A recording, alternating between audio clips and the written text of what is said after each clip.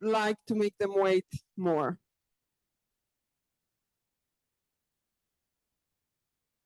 Good morning, everyone in the room. Good morning, everyone online.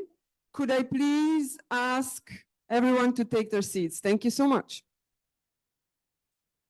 We're going to kick it off immediately with Gerard de Graaf, the Senior Envoy for Digital to the US and the head of the EU office in San Francisco. Gerard? Okay.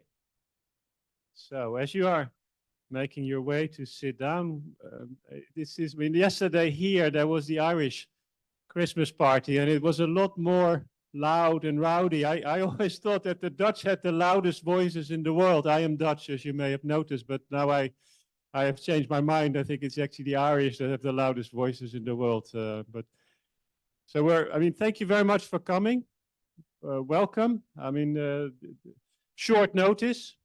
As you will have seen, the EU office, one of the aims of the EU office is, in the spirit of San Francisco, is to build bridges between the EU and the US and between California and Brussels. And so we've been organizing these events called Brussels to the Bay since we opened our office about a year and a couple of months ago in September of last year. This is the 11th Brussels to the Bay. So we've been holding them about like once a month. Like last month, we had a session with the Director General of DG Energy and panelists on clean tech. And so now we're having this session on AI. And it's, again, it's a special session. It's like a Christmas session. It's a flash Brussels to the Bay because, of course, we couldn't announce this. We wanted to do something on AI, but we couldn't announce it until the deal was done, because if we had announced it and then there would not have been a deal, it would have been quite embarrassing. So that's why and the deal was only done last Friday night, actually, in Brussels after 36 or 37 hours of negotiation. So this is why it's a bit of short notice, but thank you for coming. We also have quite a few people, I think 150 people connected or more online. So also welcome to them wherever they are in the world, and I hope you will kind of understand or get a better understanding of the AI Act, because of course it's a very major development. It's the first democracy in the world that is actually regulating on AI. It's a big deal, but there's no text. So people are calling us and say, well, can we have the text? There's no text, and because there's still quite a bit of work of cleaning of the text. The political agreement to turn that into the technical language. And then we have 24 languages in the European Union. So before a text can be adopted, it has to be translated in all 24 languages. And then it has to be fully consistent. So it will take a little bit of a while before there is a text and before it's adopted. But you will hear more about that very soon. I think it may be useful a bit. This is, if it were like San Francisco, this is rush hour in Brussels at the moment. We're nearing the end of the mandate of the European Parliament and of the Commission. There's European Parliament elections next June in Europe, and then the European Commission will change at the end of next year. So, this is rush hour because we need to get as many legislative proposals as possible across the finishing line, and so there's, we call these, I think in the US they're called conferences between, in the Congress. We have trilogues, and so there are trilogues every day in Brussels, including on digital, and so it's extraordinary times, very busy, but we also get extraordinary results. If you look at digital, for example, I think we've dealt with many of these proposals over the last, say, year and a bit. We have the Digital Services Act, of course, has been adopted, is in force. The Digital Markets Act has been adopted as in force, but will enter into application on the 7th of March of next year. It's also quite impactful. We have the Data Governance Act, the Data Act, we have the Cyber Act, we have the Cyber Resilience Act, also a big deal. Connected objects will need to be safe for cyber attacks. So that's a big development also for manufacturing. We have the digital wallet, digital identity, We have political advertising, so there's a whole range of proposals in digital field that have gone through. We have a few still outstanding. There's the Cyber Solidarity Act to make like the whole in the European Union, all of the 27 member states to work very closely together so that the whole is more than the sum of its parts. We have the European Media Freedom Act. Those are still being negotiated, and we're also very hopeful that they will be agreed in the next couple of weeks. So, and that's only digital. Of course, there's climate and there's many other areas of policy. And I mean, you may remember when the European Commission, this European Commission kind of entered into office at the end of 2019, and the European Parliament, that we had these two priorities, the digital and climate, I mean, the transitions. And then, of course, everything changed in the European Union. I mean, COVID happened. I mean, we are multiple crises. It's as if like Europe has drawn 10 short straws, one after the other. I mean, we had, of course, the energy crisis, mainly triggered also by the Russian war in Ukraine. We've had an inflation crisis getting under control, an economic crisis. We have immigration pressures. I mean, we have pressures on our democracy with disinformation, everything else. And of course, we still have digital, we have climate. So it's a lot on the plates of European policymakers. Actually, today we have the European Council in Brussels, and we just heard that the European Council agreed to open accession negotiations with Ukraine, which is also very, very positive development. There's a few more discussions that will need to take place. One is about money, which is always a difficult discussion in Brussels. So it's good to see in the European Union, in these extraordinary times, that kind of Europe is rising to the occasion, that kind of there is action. And even though it's very complicated, and digital and climate are still absolutely key priorities, and typically what happens in the political world, if like something happens, another big crisis, then say, well, let's move and do that, and maybe put the other priorities a bit on the back burner. That has not happened in Europe. So I think that's a very good thing. Maybe before we start and we open the discussions, a little bit of an explanation, because I mean, Europe is far away from California. It's complicated, and so a little bit of explanation how we actually work, how legislation is kind of done in the European Union. I mean, European Commission has the exclusive right of making proposals. So this is very different from most parliaments, where like if in the California legislature, the proposals come out of the legislature. The same, of course, in the Congress, the proposals come out of the Senate or the House. In the European Union, the proposals come from the European Commission. They are then sent to the Council of Ministers, which is the representatives of our member states, which is like your Senate, and to the European Parliament, 751 members representing, say, democratically elected, representing the peoples of Europe. And then they start to work on these texts, and they do their own markup of the text. And then they adopt their version, for example, of the AI Act, as was done like by the Council about a year ago, and as was done by the European Parliament about 6 months ago in June. And then the two, or actually the three, with the European Commission come together for a final negotiation to try to arrive at a common text. We call that trilogue from the three parties, the two co-legislators, the European Parliament and the Council. The Council is represented by the Presidency. The Presidency at the moment is held by Spain. From the 1st of January, it will be Belgium being in the Presidency. And then the Commission is there as an honest broker. It's trying to help bring the two parties together. And it's a very successful system, also kind of compared to other jurisdictions, because when the Commission makes a proposal, 95 out of 100 times it leads to legislation. So it's not that kind of there's a proposal and then there's a disagreement and just the proposal kind of doesn't get anywhere, and then there's like a change of I mean, after elections, a change of legislature and then all bets are off. No, in the European Union, I mean, when the Commission makes a proposal, it typically leads to legislation. And the proposal isn't just coming out of the blue. We have better regulation principles. So the Commission starts almost kind of 2 or 3 years before it makes a proposal with analysis. We do a lot of analysis. We do a lot of studies. Then we have very, very wide public consultation. In many cases, we publish white papers. So we seek input, like this is what we are looking at, this is like ideas, options about how to go forward, what do you think? Then we do a formal public consultation. So we set out with questions and we take that into account. We get quite significant input and feedback from like industry, but civil society, academia, also individual citizens. Then the Commission drafts its proposal. The proposal is subject to an impact assessment. We have an independent body within the Commission that kind of is actually kind of quite challenging. I've been in many of these like discussions, the impact assessment board or the regulatory scrutiny board as it is called. I mean, they will send you back to the drawing board if they find some issues with your proposal. So it's not kind of, they don't wave you through very easily.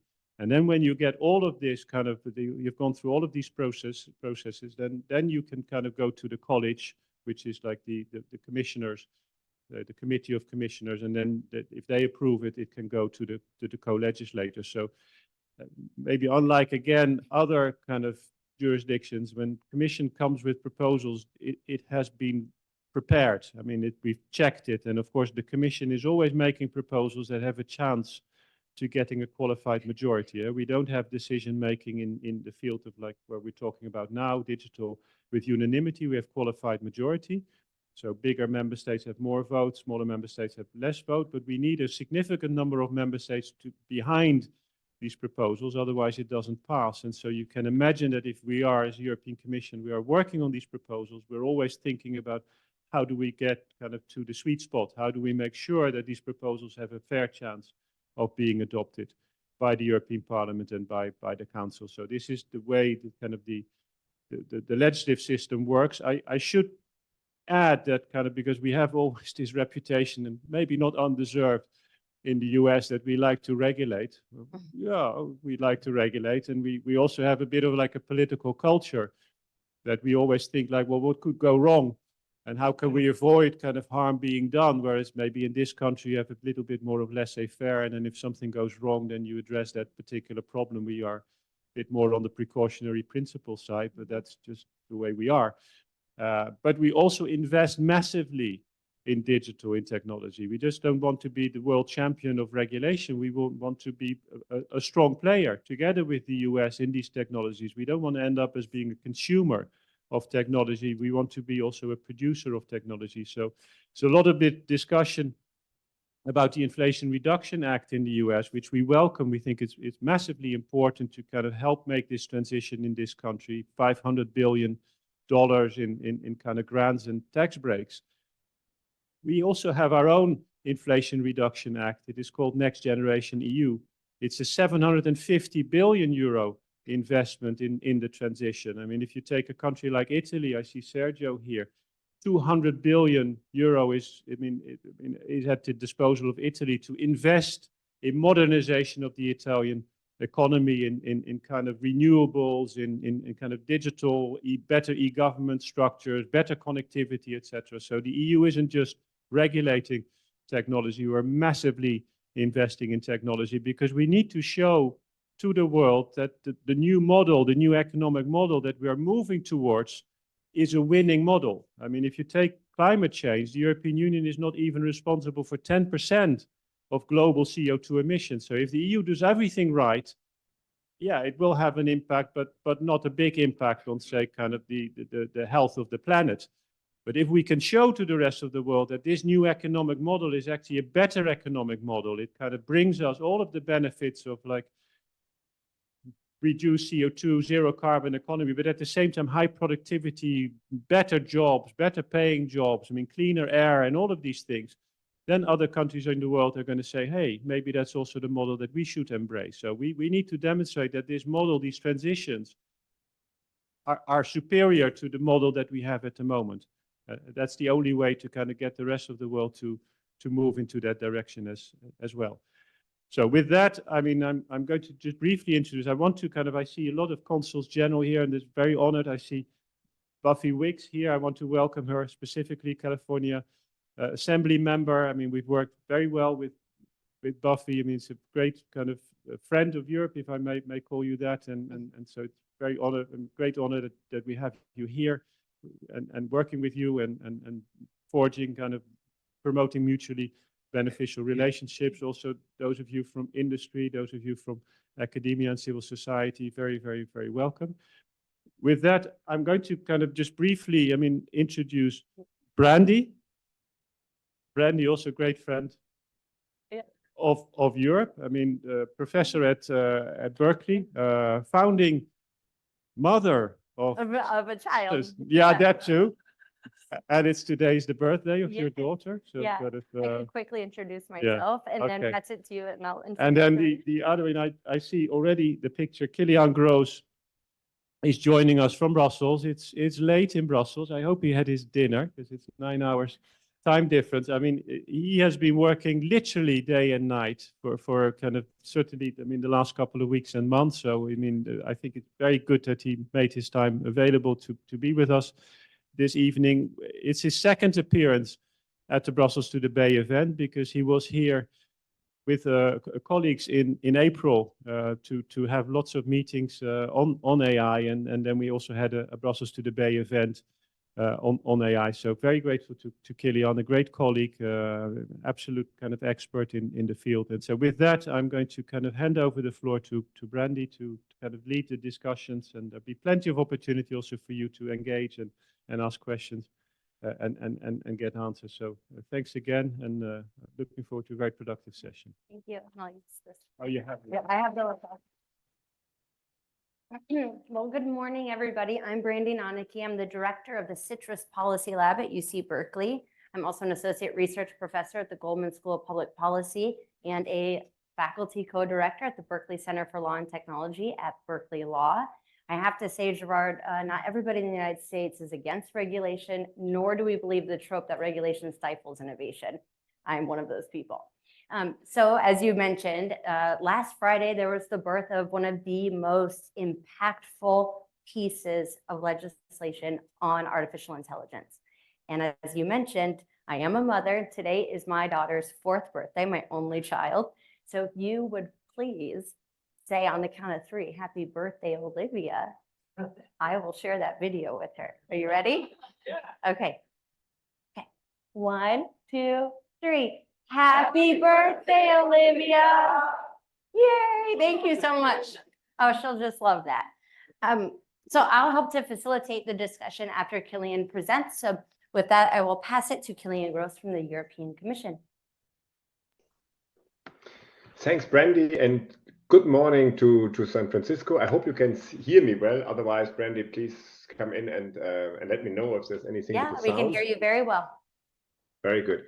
No, it's an honor and a pleasure to be with you. I always tempted to say tonight, but I have to remember that it's the morning over there, and I regret that I can't be within the crowd like in April, because it was really a big pleasure as well at the time to discuss with Brandie and to discuss with the distinguished other speakers.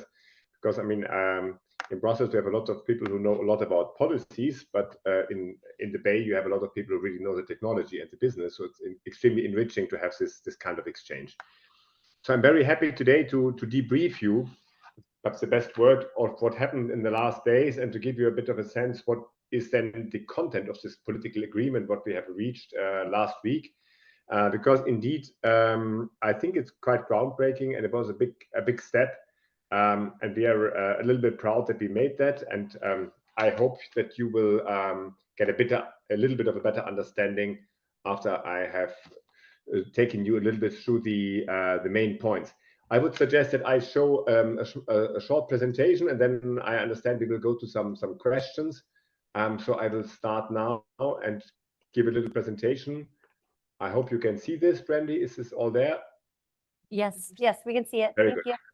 you. So here this lines up very well to what Gerard has already said. This what we call in Brussels the trilogue. The whole journey did not really start on the 21st of April with our proposal. As Gerard rightly pointed out, it started much earlier. It started with a high-level expert group, which worked for 2 years to find out basically what would need to be done in AI to make it trustworthy. We then had in January 2020, we had a white book, basically asking questions on this basis to the public. We had 1,215 submissions where basically everybody, companies, stakeholders, scientists replied to our questions and gave us a lot of input and food for thought. We then developed an impact assessment, and then finally, we, at the 21st of April, our College of Commissioners adopted the proposal for the first worldwide comprehensive legislation on artificial intelligence. I say this because this was as well a lot of discussion because inside the committee. Can you hear me? Can you please put that on the full screen? Okay, yes, you're fully right. Thank you. Now, so then we had this proposal, and then we started to discuss with the two co-legislators.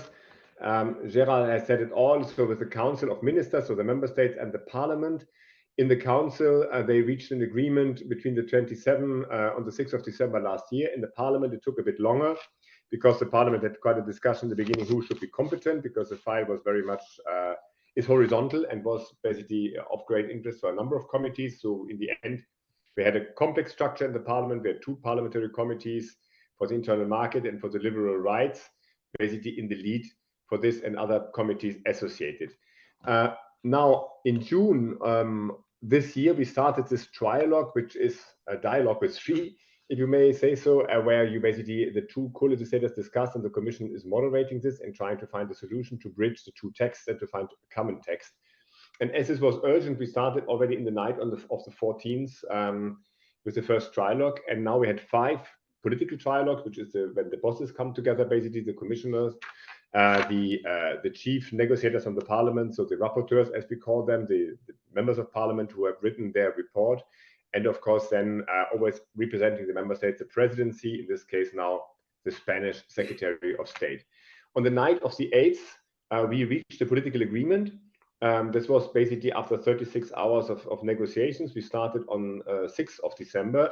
And I think the moment which, or the element which made us reach this agreement was really that everybody felt we can't leave that room without having an agreement. And even if it's difficult, and even if there are a lot of points, what was often said was the world is watching us, so we don't want to leave this room without having something in our hands. And that, I think, was a common motivation for all the negotiating parties, and notwithstanding the different views on different topics, and I will come to that in more detail when we go through the main elements of the agreement, what made us in the end able to reach this agreement. Now, this is a political agreement, so that means that the co-legislators have agreed this should be the way this text should be drafted. And we have done a lot of concrete work in this one day, one night, and one following day. But of course, now we need to fine-tune this in the legal text. That's exactly what we're doing, what Gerard has described.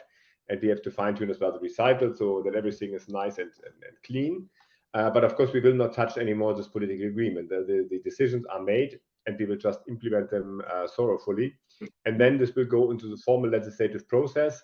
And then in the spring next year, probably in April next year, Parliament, you will see a ceremony in the European Parliament, hopefully, where the legislation will then be signed by the co-legislators. Just to remind you, what are the key principles which are underlying this act? I guess a number of you know this, so I don't want to take a lot of your time, but just for those who have perhaps not all the elements present, to give you a quick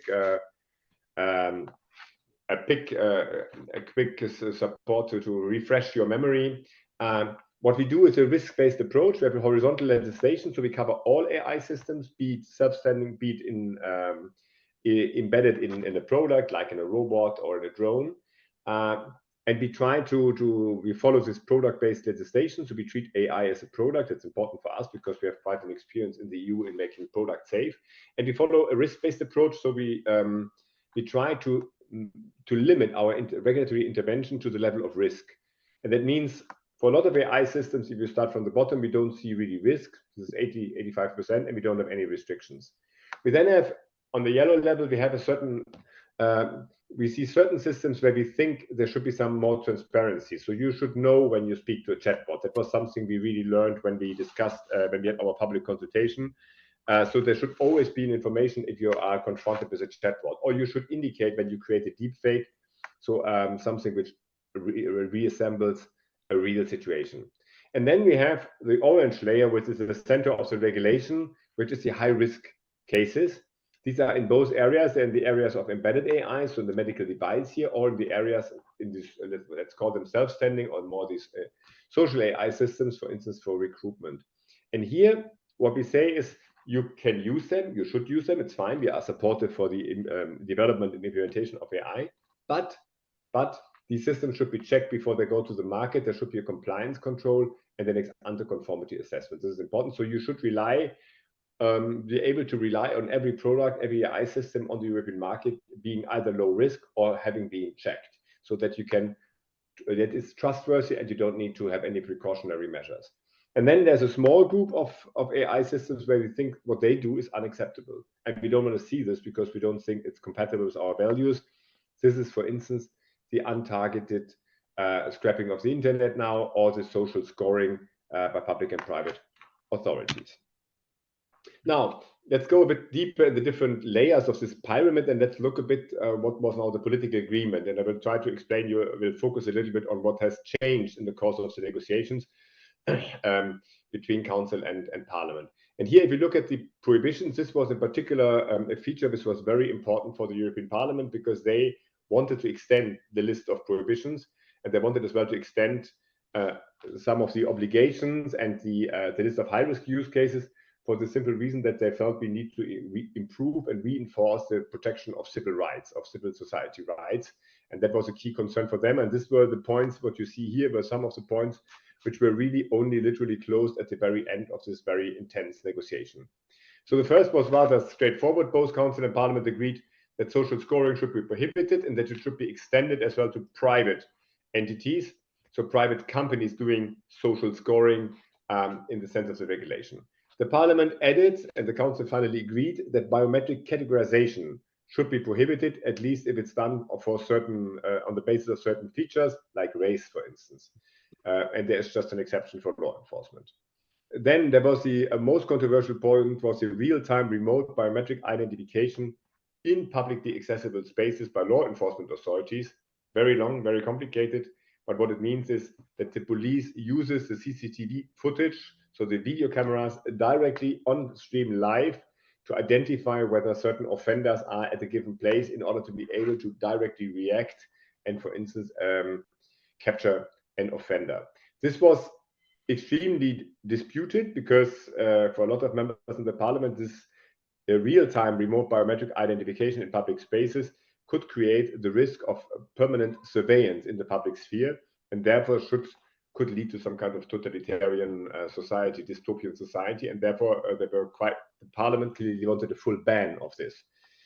In the end, the compromise is not so far away from what the Commission initially proposed, because we have a prohibition, but we have certain narrowly defined exceptions, always with a judicial authorization or an authorization by an independent administrative authority. Another very disputed point was the prohibition of individual predictive policing.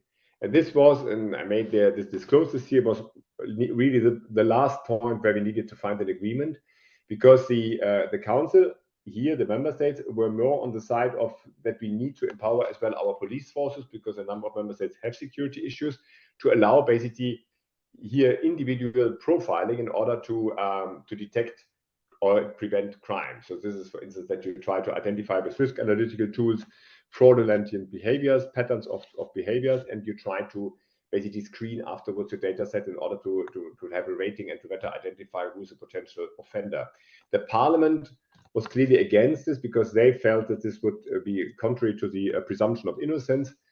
The result is we have a prohibition, but the prohibition is relatively narrow. It's really about those who predict the individual behavior solely on the basis of an algorithm, and it doesn't leave untouched a more general risk analytics, which are based in particular on non-personal features.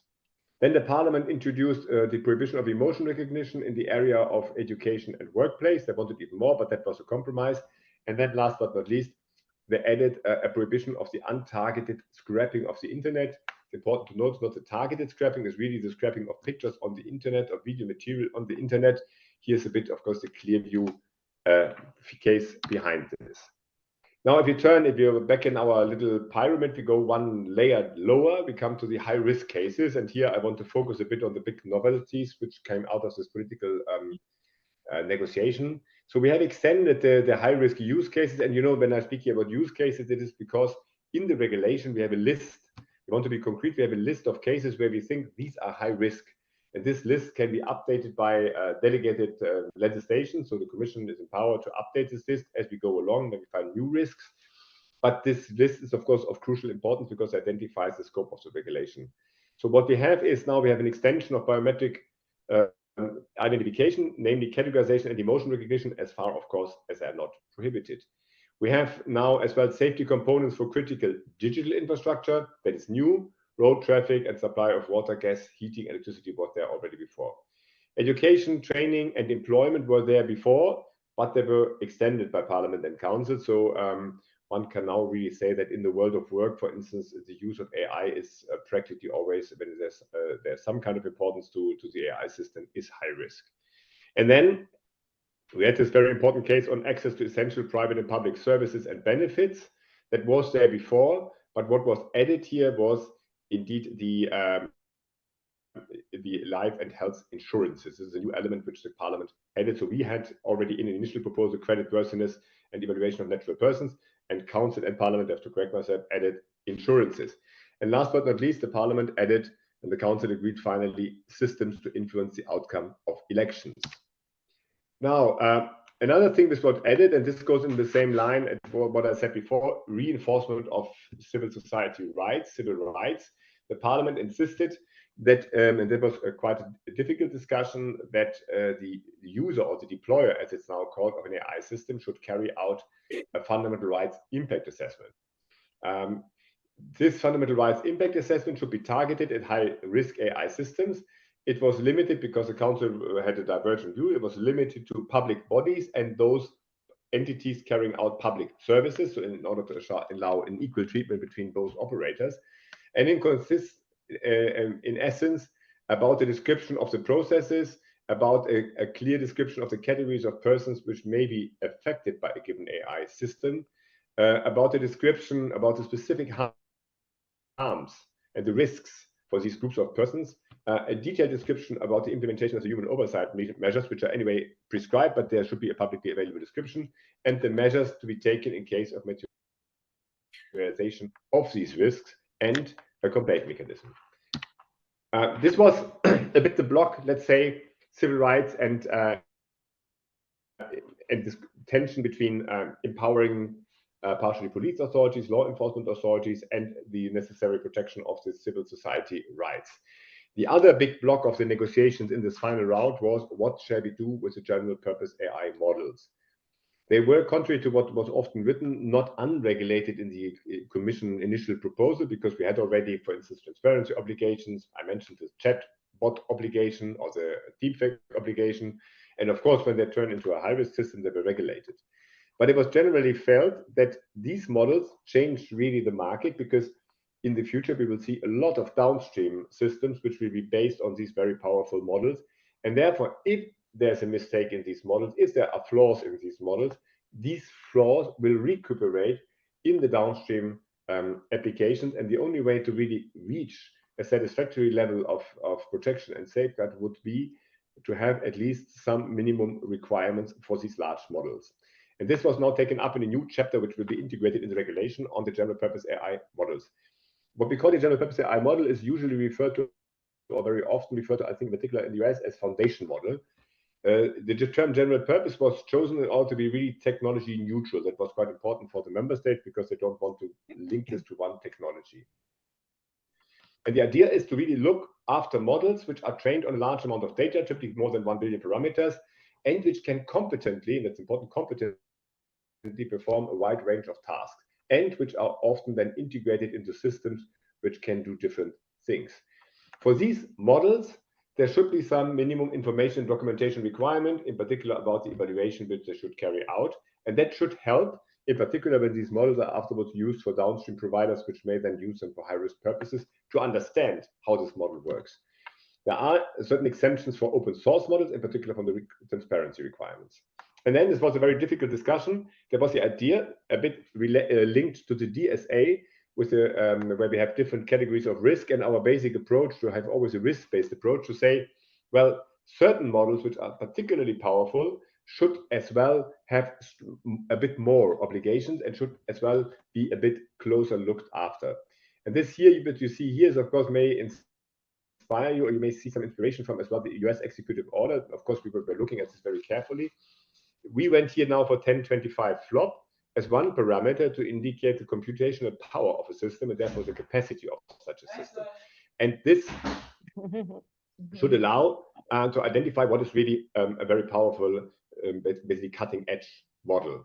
This flop level can of course be updated via delegated act. It's not written in stone because we all know, of course, that this is something which is movable. At the same time, we allow the AI office, which will be, I will come to this, a new central body to monitor the system, to designate individually on a number of indicators, which are in another annex, other models as being very capable in order to have kind of a bit of an opening and a bit of flexibility, because we know that the market is developing and it may develop in different ways, and we may not always be able to describe with flop the capacities. In particular, as we would of course like very much as well to work with benchmarks, performance benchmarks, but these do not really exist for the time being. So these more capable models should have all the obligations from the lower tier, plus state-of-the-art model evaluation, including red teaming, adversarial testing. They have to do a risk assessment and risk mitigation measures. They have to report incidents. They have to take cybersecurity measures, and they have additional documentation requirements. These obligations are formulated in the legal text in a rather abstract way, because we want to leave room for kind of co-legislation with the industry in codes of practices. So the idea is that the Commission will basically invite the providers of these normal lower tier models and those with systemic risks to come together and to develop codes. And these codes should then be approved by the Commission through an implementing act. And then the providers can, by complying to the code, show adherence, compliance with the requirements of the regulation. Of course, the small ones do not need to comply with all the elements of the code. The systemic risk ones need to comply with everything, but this should help the compliance. And in addition, that was an important point for the Parliament, we will launch a standardization request on the reduction of energy consumption. And we should later on, there's a review clause, see whether we could make this a binding requirement, because there were a lot of worries about excessive energy consumption of these very large models. Now, I already mentioned this, we have as well a new enforcement structure. On the left-hand side, you see first the national competent authorities. This is a classic because we normally implement these regulations via national authorities. They are equipped for this, and we have a European harmonization or coordination body, that's the European Artificial Intelligence Board. So the core of the regulation, the high-risk systems, anti-transparency obligations and the prohibitions will mainly be administered by national authorities. They speak the languages of the people who are concerned. They are closer to everybody. So that's a bit the system. At the same time, we see that these very powerful models may require a bit of a different approach. And there we want to have a more centralized structure, an AI office, which the Commission will now set up. And that should be a new body, which will carry out evaluations and measures, and they will issue the fines. They will basically do all the monitoring of these models. And it will help the European Artificial Intelligence Board, so the point where the national regulators come together as a secretariat. So it will be a central pool. It should gain scientific expertise and knowledge, and should as well be able to test certain models. We will come to this. At the same time, we want to have two basically support structures. We want an advisory forum where there should be a balanced selection of stakeholders, including basically civil society, industry, academia, basically giving advice, an expert group giving advice and influencing the further process, in particular the updates. And very important, we want to set up a scientific panel of excellence, which should support the AI office in evaluating, for instance, which model has systemic risks, or in helping to develop benchmarks, or as well to help national authorities in assessing high-risk systems with expertise by providing distinguished experts. Now then, perhaps these are the big points, but there were another number of points, perhaps for you a bit of less interest, but just to be complete. We have introduced now a filter mechanism. That means if you are in a high-risk area, but what your system is doing, here back to the system, may be seen as purely ancillary or preparatory, then exceptionally you may nevertheless be considered as not high risk, and you don't need to undergo a conformity assessment. There is, I mentioned this, an exception now from the transparency obligations for open source models, and very important, there is an exception from the scope for research, development, and prototyping activities. So before you release a model or before you place a system on the market, you're not covered by the regulation. A very important point for Parliament and Council, in particular for the Council, was an exception for all AI systems used for military, defense, and national security purposes. They are out, they're not covered by this regulation. The Council insisted on their side on real-world testing of AI systems outside of the new sandboxes, because they wanted to give more room for the real-world testing in order, in particular, to gather more data. And there will be a derogation possible from the conformity assessment in exceptional cases for public interest. This is a bit a lesson learned from the COVID crisis, where we, for instance, of course, we had no AI Act, but we used, for instance, medical devices, the CT scanner with AI from China, because they were the first to have the necessary data, and that proved to be very helpful, and we want to be able to do this again in exceptional cases in the future. Now, I come close to an end, and I think I've talked already enough. Here you see a little bit the timeline. So we hope now that we will finish this technical work very soon in the next weeks. So shortly after the beginning of the next year, this should be ready. Then this whole package should go into the adoption process, and it should enter into force with the signature of Parliament and Council, presumably in April next year. Then we have a staged approach. We will have 6 months later the prohibitions become applicable, because there we think they need less of a preparation, and we think they're very important that they start to give the signal that we don't want to see these things. After 12 months, the governance kicks in, and the rules on the general purpose AI models should be applicable, which means in reality that 9 months before we will start to develop this code of practices. So we will start the work basically tomorrow. We will set up the office, and we will start to work with industry on the codes. Then 24 months later, the high-risk AI system rules for Annex 3, so the self-standing AI systems, will kick in. We need here 24 months because we need to set up a whole system of bodies checking them, and we need as well to develop the industry standards. And a bit later, the same will kick in for the embedded AI. So 36 months later, everything will be applicable. Last but not least, perhaps it's worth mentioning that we will launch, or we have launched, and we will now implement an AI pact for those who want already on a voluntary basis to comply with these obligations before. Perhaps I stop here, and then I'm very happy to take your questions. Great. Thank you so much, Kilian. I'm actually going to get us started. As you start to form your questions, there will be somebody walking around the room with a microphone. So please wait to ask your question until you get the microphone so that the people who are viewing online can hear you. So one of my first questions, and I'll just preface this with, as somebody who has worked in this space for a very long time, when we saw ChatGPT come out, all of a sudden now everybody's interested in AI. And I kind of jokingly refer to it as like the gateway drug to AI. Right now, everybody wants to regulate. And we're seeing regulation being focused specifically on these types of models, general purpose AI systems, foundation models. And one thing I want to point out, and I know that the EU AI Act applies to all forms of AI. Concerns I have is this disproportionate focus on the compute power sort of overlooks the fact that there are machine learning models in operation distributed in our society right now that are surreptitiously making decisions that affect millions, billions perhaps, of people's rights. So one thing I want to think about, is there a risk of this hyper-focus on the technical, these larger models? Does it distract us from making sure that we're also addressing simpler models in their application? So maybe Kilian, if you could comment on that first, and then I have another question. Yes, thanks a lot, Brandie. This is, of course, a very important point, and was one of the points which was very in a lot of depth discussed. And honestly, we of course all know that the reference to computational power is not perfect, because this is of course very much moving. And as you rightly point out, other models may as well be powerful. And in the future, perhaps even with less computing power, you may achieve more than what we do today. Yeah, absolutely. On the other hand, I agree, Kilian. In the future, we will be using less compute power. We will have more efficient models. We will need less data.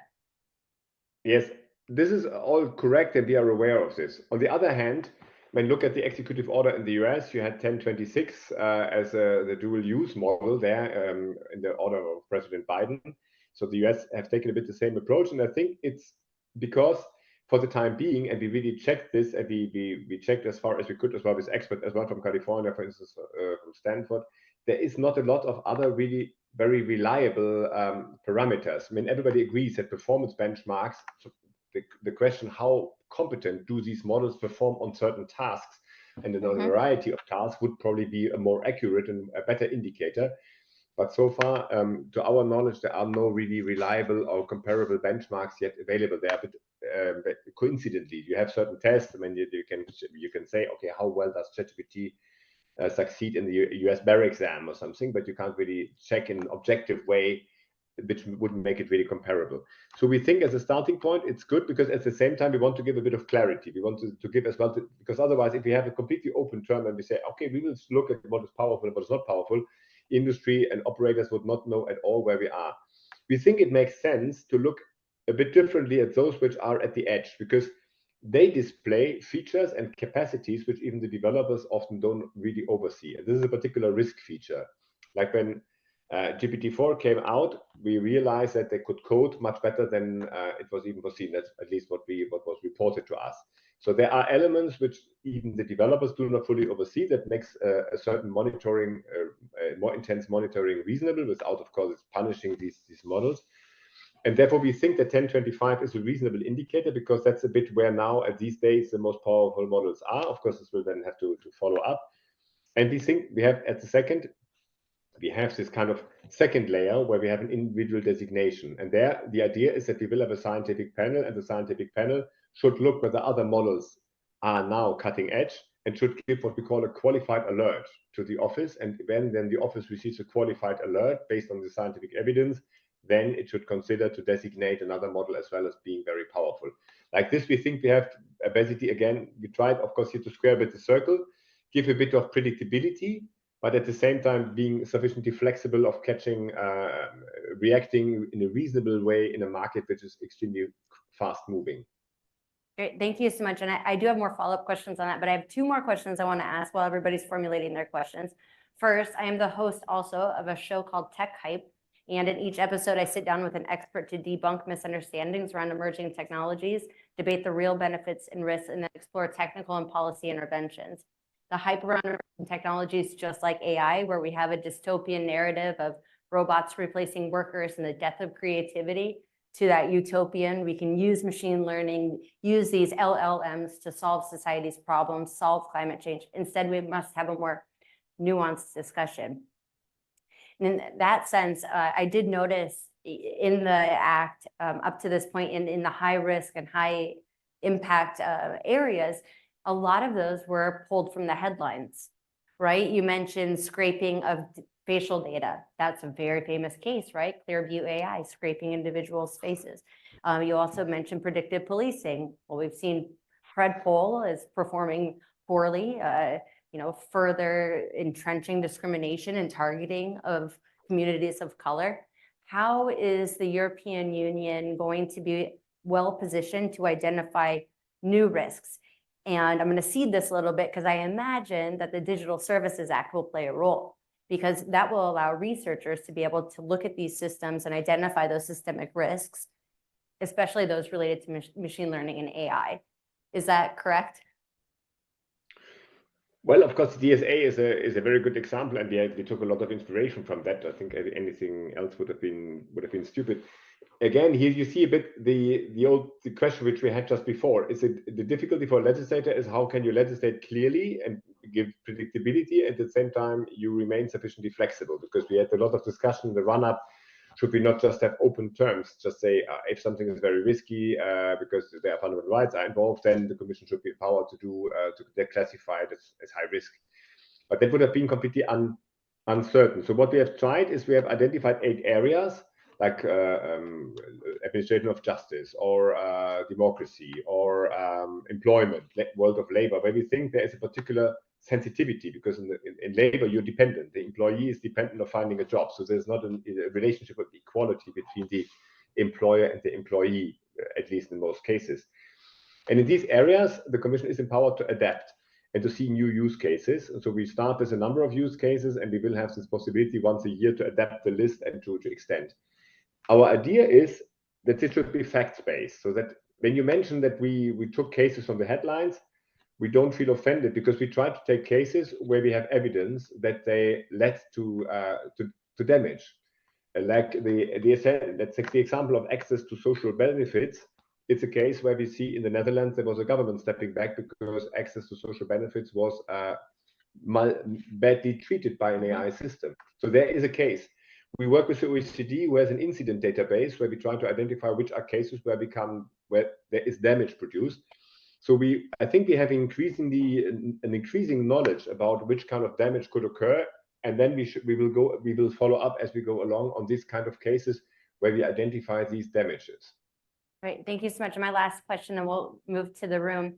The provision where there must be an inventory, a report of the types of data that a general purpose AI system is using. First, I've been in some rooms with people who build these models. They don't know what data they have. And then I get to the second point of the purposeful data scraping. How might that actually be implemented in practice? There's two parts to this. How can we, because when you're scraping data, you're just pulling it all in. You don't know necessarily every single thing you're pulling in. So how are they going to do this purpose-driven scraping? And then second, the reporting. How are they going to be able to report what they don't know? And then back to my point of talking with some of these companies building these models, they have said that if they can't disclose, they might not offer that service in the European Union. And where general purpose AI systems foundation models offer the hope of trillions of dollars to contribute to an economy, I mean, that would be very detrimental to the European Union. Yes, very important questions. Let me perhaps start with, of course, we got this kind of threat. If you regulate too much, we will not come anymore, and then you will be without any advanced technology. And of course, we take this very seriously.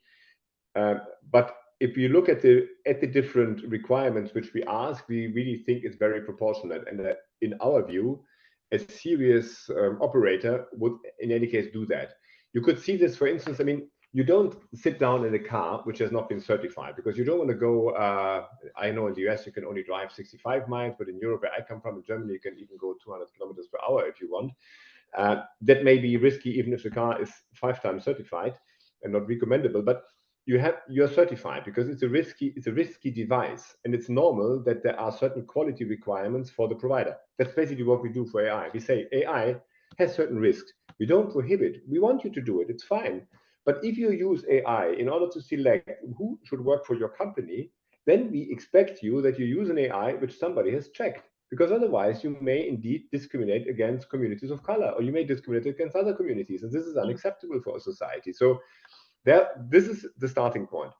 If we look now at the general purpose AI and what do we expect from the model providers, when we speak to the model providers, this layer 1 for the normal models, basically they tell us, of course I have this data, because of course if there are reasonable people, they evaluate their models. They do not just release models without any checks. And we know, of course, to be blunt, if you have crap in, crap comes out. It's difficult to filter out all the misery. So to say I have no clue what I've crawled is a bit too simplistic, I find. In particular, if afterwards you want to allow these systems to do very sensitive things, writing reports, writing judgments, and so on. So they should have a basic knowledge. And what we hear is basically what we ask for should, and I hope we got it right, we will see this, is the information which a responsible provider should in any case practically have. The untargeted scrapping of the internet, the prohibition is linked to basically video material. And that's basically just to collect videos in order to have data and not without respecting privacy rights. So I think it's a bit of a different thing. You can, of course, continue to crawl the internet if you respect the copyright rules. But we just want to know what you have collected without, of course, every individual data, because, of course, we know that this is not feasible. Yeah, while I agree with you in the spirit of this, I think the implementation is going to be incredibly difficult. Even if I'm pulling data from the internet and I'm pulling textual data, I might not know that I've actually pulled in some copyrighted content. And then having to tell you whether or not I have pulled in that content, copyrighted content, I don't know. This is another very complicated issue, of course, with the copyright. That's correct. On the other hand, we see that a lot of the right holders are very much in arms, because, of course, they fear that they have now no protection, because they have basically no idea and they have no means to show that these systems have used their protected content. And this is, of course, as well as a situation where you have a real power imbalance, because if you see that the system produces songs like you have written or books like you have written or produced, but you can't prove that your intellectual property has been used, you are completely rightless. And I think we need as well there to find a bit of a balance between interests, because we want to have creators as well in the future. I mean, you in California know this most. I mean, you had the strike of the script writers in Hollywood for very good reasons. So what we try here is to say we don't change the copyright rules because we have them in place. But what we say is you should just show that you have a policy in place, basically, and you should explain how you have made, for instance, which kind of precautionary measures did you take in order to make sure that those content which has been protected by an opt-out, you have respected that. Because, of course, it's a duty of the right holder, if he or she puts content on the web, to protect it and to make in a machine-readable format, to basically label it as it should not be crawled. There is an opt-out. But you, as a provider of a model, should on your side as well say what did you do in order to ensure that these opt-outs were respected. And I think that is something which is pretty fair to ask for. Okay. Yeah, and in the United States, we have two cases that are very monumental. One with Sarah Silverman about the use of her copyrighted book, and then also Anderson, which is around Midjourney, DeviantArt, and whether or not her copyrighted works that were actually issued a copyright, whether or not they could be used in the training of that model. So if there are questions in the room, I'll have you raise your hand. Is my mic off now? Oh, I was gonna make a point while you were walking over there. Yeah, can I make a quick point while you're walking back there? Yeah, there's a lot of, oh, the garland just fell. Bad omen. I just want to make a point about copyrighted works that are generated out of these systems. You cannot copyright a work right now currently that's generated by a generative AI system, because in order to have a copyright, it has to have a human production of that. Just, you know. Okay. Great. Thank you so much. Oh, thank you so much. In the US, a lot of the conversation is still around who's liable for what generative AI produces and whether there should be exceptions to our limited liability here. Does the AI Act address any liability for generative AI, or do you foresee that in a future act? Thanks for the question. The AI Act does not really cover liability issues. We cover basically product safety. So we look at the preventive side. We don't look at the retrospective side. We have a product liability directive, which is about to be adopted very, very soon. That will be probably one of the trilogues next week, just before Christmas. And we had, as a commission, we have proposed a product, an AI liability directive that should complement this then. But this AI liability directive has not yet really fully been negotiated, because it was felt that we should first, the co-legislators felt they wanted first to have clarity about the AI Act, and once they understand what will be in the final AI Act, they will take this liability proposal up again. And in the liability proposal, what you find there, in a nutshell, the key idea is there to work on the burden of proof. So to basically, in certain cases, for instance, we have, for high-risk use cases, we have a number of requirements. As I mentioned, you have to undergo the ex-ante conformity assessment, you have to make sure that your data are checked, and so on. If you violate these kind of requirements, then there should be a reversal of burden of proof. So to make it easier for the victim to make their case in front of a judge. But that's a second legislative act, which is still about to come. And okay, now I'm live. Now, while the next person forms their question, I do have some questions coming in from online. The first one: does industry need to prohibit their AI applications in the unacceptable risk category within 6 months? Or how long does industry have to do this? Some with general purpose AI and high risk.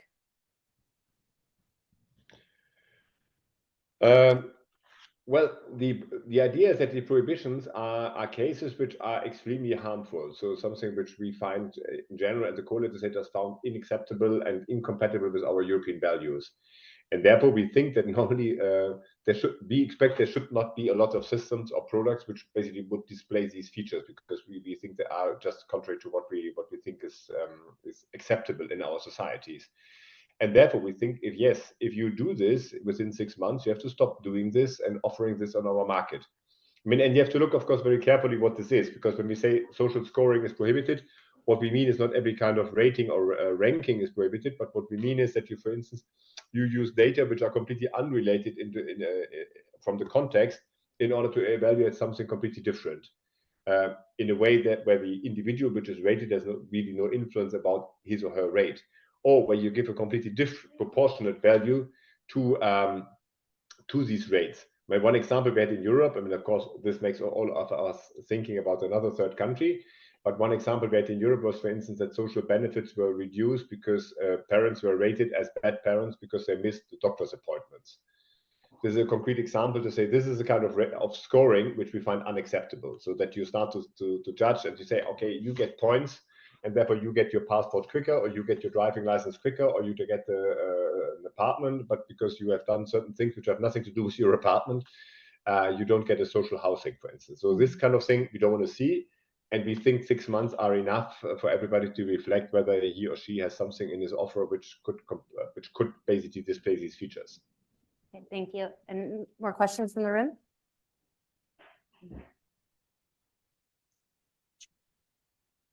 Hi, my name is Elliot Stewart. I'm a research assistant at Stanford. I wonder if you could explain a little bit more about how the AI Act applies to these open source models that exceed the threshold. Since the AI Act is preventative, but these open source models, can provide the weights that can be fine-tuned and repurposed, and then control over those models can become decentralized. How is the AI Act actually preventing these risks with those models? Thanks a lot.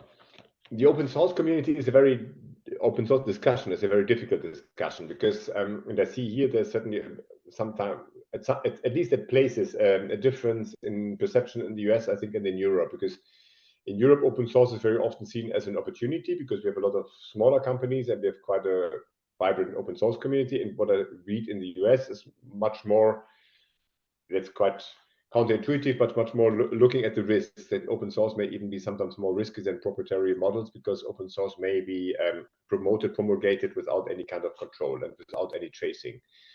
We try here to find a reasonable middle ground. We basically exempt open source models, not the one with systemic risk, only the normal ones, from the transparency requirements. If, and this is important, they make their model accessible under free and open source license. So there must be a license which allows a minimum of traceability, and the parameters, including the weights, the information of the model architecture, and the information of model usage, are made publicly available. That means the idea here behind is, if you put lots of information on the web and you are extremely transparent and open, and you allow everybody to understand and to see what you have exactly done, then we don't ask you, for instance, to reproduce a model card and put this information together in order to inform the public or the downstream provider, because it's anyway available more or less. So we give you this benefit in order to take into account that you have been very transparent in the first place. But we don't have the idea that open source should now be completely exempted. That's why, for instance, for models with systemic risks, this should not apply, because we think this is then too risky, because as the name says, if these models display systemic risks, these risks do not decrease just by the very fact that these models are basically operated or offered in a different way, namely as open source. Great, thank you, Kilian. I think my follow-up too, and I'm seeing you look at me, is that with these open source models, though, there will be other developers who are building on top of it, and you won't be able to know what they're doing. They won't report what they're doing. Yeah, I'm getting the nod. Yes, we're in alignment here. So how do you deal with that? Because by the nature of it being open source, other people will take it, download it, produce their own models, and you would never know. Yeah, this is of course an issue, but the regulation kicks in when you release a model. We don't really care about developing a model. I said we have an exception for development and prototyping. So everything which happens beyond this border of release on the market and there's no real effect doesn't really bother us. We normally didn't want to regulate on models at all, by the way, because in the beginning we just wanted to regulate systems. But then we realize, in particular with the foundation models, that these models, of course, start to become as well an own market, because the models are sold. The models will become an own kind of a commodity, which is of great economic interest. So we would think we would be incomplete if we would not have a close look at these models. Obviously, there is a complexity in these value chains, and in particular in the open source. If you have an open source community where you have a kind of a collaborative approach where different people work together, it can even get more complex. So we think what we can carve out with good conscience is all the part which is not released on the market. So just the development part, we don't care. This is development, is not regulated. Once it's released on the market, we would need somebody who is responsible for this, because otherwise we can't trace. We nevertheless don't think that, for instance, if you modify a big model and you have basically a variation of a model, your transparency obligation should then not be covering the whole model, but it should cover basically your addition. Because normally the model would come with a model card, and what you then have to explain is what you have done on top of this, and not, of course, the whole model, because it would be disproportionate. But I agree, this is certainly a certain complexity behind this. I don't want to deny that this is complex, and there may be a lot of different patterns of commercialization of these models. On the other hand, as you said before, you cannot, just because it's open source, say you have a different level of risks, because the level of risk, of course, is attached to the capabilities of the model, and that does not really distinguish between being open source or being proprietary. Yeah, and as there's a question in the room and somebody's walking back there, I'll just say that you do regulate the development. You're saying it only happens at the point that it enters the EU market, but because you put in place rules about the types of data that can be collected, thresholds of compute power over which you have to produce transparency reports, that's going to put pressure on the developers to be below that threshold, collect data that would be, quote, compliant. So yeah, the EU, you are affecting how these models are being developed before they're even thought about going to the EU market. That may well be. This is a choice. What you want to do, what your model is designed to do. If you want to use it for research, you don't need to care. If you envisage to put it on the market, yes, then you may want to already anticipate certain obligations, or you might want to prepare compliance. But again, we treat this as products, and I think this is the same for all other products in the world. If I cook my meal at home and I eat it myself, nobody cares. But if I offer food for the public, I have certain safety standards, and I have to comply. I have to explain, for instance, when there are allergens in this or there. So this is completely normal, because I have a different risk level. Because if I eat my own stuff, which I'm cooking, nobody cares what I'm putting into my pan, and what I'm eating is my own risk and my own fun. If I succeed, if I cook, it's probably more risk than fun. But if I offer this and I start to become a trader, then of course, I think it's rightly so. I have to comply with certain requirements, because the public may want to know, for instance, if you have this kind of legislation in California, how many calories are in there, or if you have a system of indication on how many, which ingredients are in this food. So then, of course, if you cook and prepare for going to the market, you need to prepare this, and you need to take this into account. So I don't really see why this is such a scandal for AI if it's the same for every other product in this world. No, I don't see it as a scandal. I'm just saying that you are No, I right understand. default. I just want to be, Yeah. I try to be clear. Okay. Sorry. In the room. Hi, my name is Leah de la Torre. I teach at the UC Davis Law School. I've been teaching privacy for many years. Next semester, I'm going to teach AI and the law. I'm also a board member of the California Privacy Protection Agency. I want to start really by congratulating the European Commission for this agreement. I think it's monumental. It sets the stage for everything that's going to come after with AI. And I'm particularly happy to know that this was reached under the presidency of the Spanish presidency, because I'm originally from Spain. My question is around when all of this will come into force. So the first question, and this is a little academic because I'm trying to teach AI next semester, is the presentation was great. In terms of the political agreement, we received a lot of information, but I would like to know, when will we see the text of the law?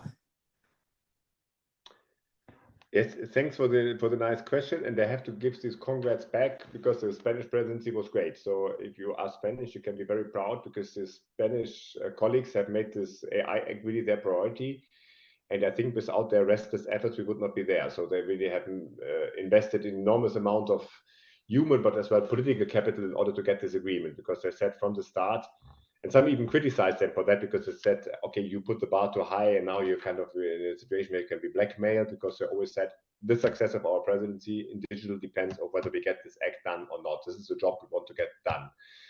And they did this so from day one, and it was clear they wanted to get this deal, and they did really everything for this. And I think without this strong political push, that would have been very, very difficult, because this is groundbreaking, but as well, of course, contested legislation, because some dislike it. This is obvious for different reasons. When will it come into force? I tried to explain it will come into force once it's published in the official journal. 20 days later, it will become into force. And then, of course, it will be the nice and clean way in all 24 languages. Now, of course, the $1 million question in Brussels is as well, when do I get the text? The text is now being fine-tuned. It will be, I think, the first prototype of a text will be ready, I guess, somewhere beginning of January. And then it will soon, I guess, you will see first copies on the web, because nothing in Brussels happens without being published somewhere. The final official version will probably be published in April in the official journal. That will then be the good law, which you can quote, where you can compare the different linguistic versions. But I would imagine that you will see somewhere end of January, February, you will see the first, let's say, English versions of the text in a rather final stage, with perhaps without the last final legal revisions. You will see flying around on the web, pretty sure. Thank you. I have a follow-up. So just to make sure that I understood correctly, so if it's enacted in 2024, and I think that's the expectation, April, March, will we see like a 2-year period for all of the member states to enact their own versions, like we see, like we saw with GDPR, or does it immediately go into effect 6 months after March next year for some of the provisions? Thanks a lot. We thought a lot about this transposition, because this is, of course, one thing is to write nice laws, and the other thing is to make sure that they really bring some effect and they applied and complied with and respected. And this is, of course, with 27 member states and 450 million people, a challenge. So what we will do is we will have this staged approach. So we will say 6 months later the prohibitions come into force, 12 months later the rules on general purpose AI come into play, and the governance. So the member states have to designate the authorities checking the whole thing. They have to designate notified bodies who could do some conformity assessment. They have to have notifying authorities. 24 months later, every new system which is high risk would have to undergo the conformity assessment, and 36 months later, everything will be in place. What we try in order to smoothen this further and to anticipate at the same time, because we feel that there is a lot of need now to act fast, and it would not match expectations if we tell the European citizens, okay, now we have a great law and we will protect you against these abuses, but you still have to wait, unfortunately, a number of years until this really will have some practical effect. We have launched this, what we call the AI Pact. So we launched this on the 16th of November in Madrid, where we have now more than 100 undertakings, I think 150 now, who have signed up, who want to join basically on a voluntary basis to anticipate the obligations. So we asked companies who want to be front runners, the good willing ones, the first movers, already to sign up and to say, okay, we want to try as fast as this is possible already before the obligations are compulsory on a voluntary basis to apply and comply with these obligations. And by doing so, we want to do this for 2 reasons. Because on the one hand side, we think it's good for the companies, because the GDPR was an example of an implementation which was a bit difficult, let's say. Here, the companies would then have the chance to phase in, basically. They would gain experience, and once all the requirements become compulsory, they would have the experience, and it would be a small, not really a big change. At the same time, it allows us as a regulator to learn, to have regulatory learning, and to see what are really the difficulties, what is really problematic in this voluntary phase. We could do a bit of test and error, and really when we write our guidance documents and we write practical support instruments or implementing acts, we could largely benefit from this test and error, because it's really the practice which will show what works, what does not work, which are scenarios which we have certainly not thought through, and we need to think through in order to have answers. And we hope that this process with the voluntary early adaptation will allow us to have much more insights and to be better prepared, and to prepare as well all the operators better once all the regulation becomes binding. There's one more question in the room, and then we'll take one more online question. Hi, I'm Irene Liu, and I'm an executive in residence at Berkeley Law School. And I work with Brandie on an AI institute at Berkeley. And one of the hotly debated topics is whether the EU AI Act will create such onerous and complex requirements such that the US companies will just opt out of the market. And I know Brandie alluded to that earlier as one of the comments. Is that something that was top of mind for you as you were navigating this legislation, and is it an ongoing concern? Yes, of course, this is a concern because, as I said, I mean, my unit, my department, we are working on the coordination and development of AI policy, and we want to see AI in Europe, European AI, and honestly, of course, a lot or most of the most advanced AI currently is coming from the US. So, of course, to cut us off this development would certainly be completely counterproductive. But we have by no means the intention of creating any kind of protectionism because we know that this is an international market where we need this mutual enrichment. But we see at the same time, we see as well that in the US, a lot of things are moving. So we see as well there is a lot of thought about how to deal with this technology. We work with US partners. I mean, we work in the TTC on common ideas, measurements, for instance, standards. We work with the G7 on the post-Hiroshima declaration, on the code of conduct, where we see that the like-minded partners basically agree on this. I mentioned already the US executive order. We see the legal proposal in California on AI. We see that Senator Schumer is proposing something on the federal level. So I don't think that we are certainly in the US and Europe may have different regulatory approaches, but I think we share the same concern. But when we speak to our US counterparts, we may not always have exactly the same answer, but I think we have the same questions. We think we have, of course, given it a lot of thought whether this could be a deterrent and could cut us off. And we have tried to speak to a lot of companies. We currently think, and I hope this reality will prove us right, this will not be the case because Europe is, after all, an attractive market. And we think the requirements we ask for make sense. And that's in particular because we will work on the high risk, basically with industry standards. So we will have, and we work already with the standardization bodies, in particular with the international standardization bodies. So in reality, we think a lot will basically fall into places with these standards, and the companies will adapt to these standards because the standards, as they exist in other areas, will basically prescribe in a lot of detail how to do these and organize these processes. So there may be a bit of uncertainty and regulatory learning, but after that, we expect that this should normally be an economic friendly regulation as far as regulation can be economy friendly. Thank you so much, Kilian. A question that came in from online. Based on the latest risk definitions, are there any obligations or restrictions for US LLM large language model providers to revisit or retrain their model? Can they still offer access to the public and collect data as they do today? Of course. I mean, you have to see the obligations we have. They will kick in 12 months. They're basically for the vast majority of models, except perhaps one in the US or two, there will not be of systemic risk. So the only thing these models have to do if they want to release on the European market will to provide this minimum transparency, which we as well may describe largely with data cards. So and if we speak to these companies, we are pretty sure that they have this information. So we don't think that this should be a major deterrent. It could become a little bit more complicated if the downstream provider would use these models then to develop high-risk use cases. So this is something, of course, which may happen. But then this downstream provider would have to do the ex-ante conformity assessment. And this is exactly why he or she should then have this minimal information in order to be able to do this.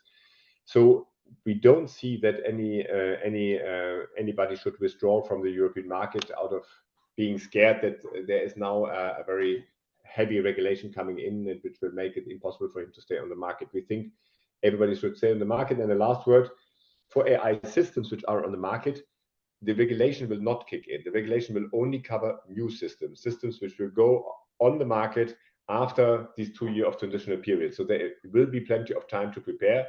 And there is a grandfathering. So systems placed on the market do not need to be adapted to the requirements. It's just systems which will become new on the market after we have enacted the regulation becomes applicable. They have to comply. Thank you. We have a little bit more time, so I have another great question on here that I want to ask. And Gerard, when you gave your opening remarks, you talked about the role the European Union is taking to address climate change. Well, of course, these large models right now use significant amounts of compute power. And you mentioned this specific focus on energy consumption, but we also know that there's significant water consumption. And there are very concerning reports about this water consumption increasing significantly as these models get more complex. So how are you thinking about reducing not only energy consumption, but also addressing water consumption? Well, the focus is indeed on energy consumption and energy efficiency, because there we will ask for a certain transparency from the models, and we will develop a standard, and we may even have a dedicated act later on to prescribe certain energy efficiency measures. So this is really the focus, because it is not the low-hanging fruit. I think that would be underestimate the difficulty, but the obvious. But of course, we see as well the other environmental effects, of course, of these models. We see as well, of course, the benefits, because a lot of the models may allow us as well, for instance, to understand better complex ecosystems and other things. So I think there's always a trade-off. You should not just see models as something negative. They have a lot of benefits as well. What we want to stimulate is we have a provision of voluntary codes of conduct, and in these voluntary codes of conduct, we would like, in particular, to stimulate the development of codes on, for instance, on water consumption or other means of environment protection. We don't want to prescribe this for now, because we don't think that they are there, because we don't really think that they are standards or measurements, and really to say, this is a good model because you consumed little water, and you're a bad model because you consume too much water, because we think that's not really feasible. So it cannot be a hard-boiled requirement, but we would certainly invite companies and stimulate to go for voluntary codes in this respect. Okay, and we have about 4 minutes left. So if there's a question in the room, a follow-up, say people from the room, and then I have one more that I think you could answer quickly. Hi, it's Elliot from Stanford again. I'm going to ask you another one. You mentioned I think you called it the Scientific Panel of Excellence as the body that's going to help convene or coordinate how best practices or state of the art for evaluating these models is determined. What's the current thinking about how you're going to attract the talent you need for that board to be effective? There's some debate or discussion in the US about how government can get the best of the best from industry to effectively regulate. So I wonder what how the EU is thinking about that. That's a very good and complicated question, which will bring me over the last 4 minutes, because for this question, I will need 4 minutes. No, this is extremely pertinent, because we are aware, of course, that these people who are really able to assess these models are few, and they're very much searched by industry. And even if I don't want to complain about my salary, it will be difficult to catch them and to engage with a lot, given the current work context we have. We think for the scientific panel, this will hopefully be an honorable job for outstanding experts to be on this first of a kind panel, really influencing the future shaping of the legislation in reality and of the regulatory framework. So there we really think about university professors, about outstanding experts that I hope will be feasible, because it will be a very, very exposed forum to discuss at the highest level these very complex and important questions. What is more a worry for us is that we want to build up an AI office with up to 100 people, and there, of course, we want as well to be on a level playing field with the companies and with the developers of these models, in order to have an informed discussion even on technical details. I don't worry so much about that we will find lawyers or economists to understand this, but in particular computer scientists, who are able to really understand these models and really grab differences and check really evaluations. This is a concern. We think, nevertheless, it's better to do this on European level, because this was in particular something which was brought to our attention by our member states, because a number of member states were scared about this, because they felt, how can I, let's say, in a small country like Malta or Estonia or Cyprus, how can I build up this structure which is then able to cope with the very with the giant, sometimes giant companies who have hundreds or thousands of developers, and I have them with a small office have to cope with that, and I have them to be able to basically measure and to check the evaluations of these models. So we think that the centralization helps, but it will be a difficult process to organize this in a way that we really pool then so much excellence that and we get these excellence that we are really able to do the job properly. Great. And you almost ended directly on time, enough time for me to give a little outro here. Kilian, thank you so much for explaining the EU AI Act to all of us. And I did push you a little bit, but we're grateful for the work you have done. Thanks a lot. Thank you for having me there. I'd like to close the event. Thank you so much, Brandie, for moderating. Thank you so much, Kilian. I think it's 9 p.m. in Brussels now.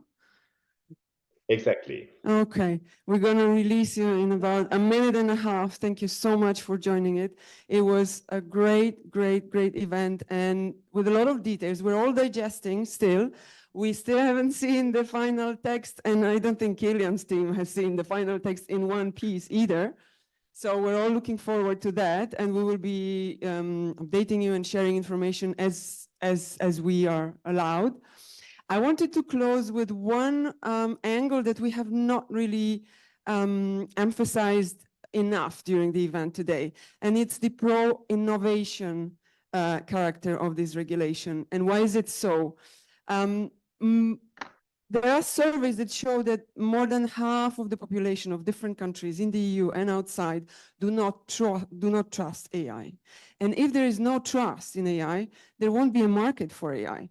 So the EU AI Act, in all its complexity, wants to bring this angle more clearly, wants to bring more trust. And by knowing, when people will know, people in businesses, when they know that the AI that is put on the EU market is trustworthy, because someone else has thought about making it trustworthy and making companies accountable for putting not a trustworthy model and system out to the EU market, then they will be using it. You know, you don't have to think about it because somebody else has, like a couple of hundreds of people, EU officials, MEPs, and representatives of member states have thought about it, got together, spent 36 hours at the very end on it, but before that, several years of analysis and discussions. And here we go. So again, thank you so much, Kilian. Thank you so much, Brandie. Happy birthday, Olivia. And happy holidays to everyone. We'll be back with Brussels to the Bay next year as of January 2024. Stay tuned, stay healthy, stay safe, and have a joyful holiday. Thank you so much. Thank you, and all the best to California. Bye-bye.